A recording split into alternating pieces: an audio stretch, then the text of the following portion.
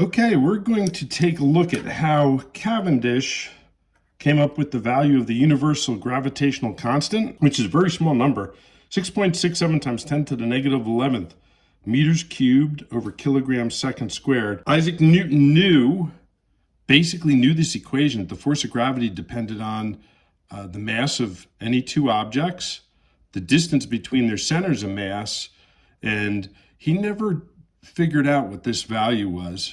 It was a constant.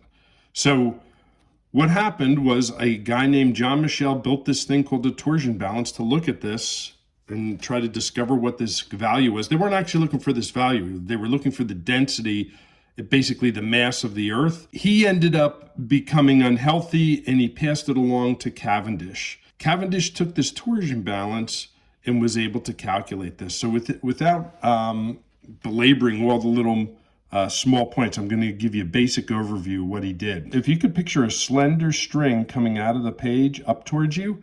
So if you looked at the side of this thing, it looked kind of like this. There was a string.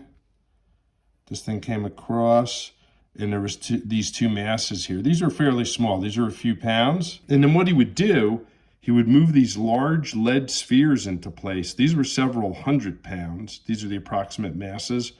And this whole thing would twist. These two masses would attract, and these two masses would attract.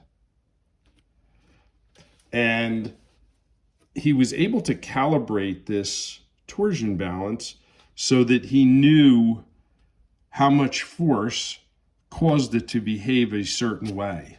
So in essence, when all is said and done, without going into the details, he had a telescope that he looked at it, and I think there was a mirror on the wire, and it was housed in a separate building to shield it from any kind of wind or effects, outside effects. Because this, you could see from this number here, this is a really, really small force. This was a known quantity. This was a known quantity. This was a known quantity. Since he had calibrated this thing, this was a known quantity, and he was able to solve for G, which ended up being this.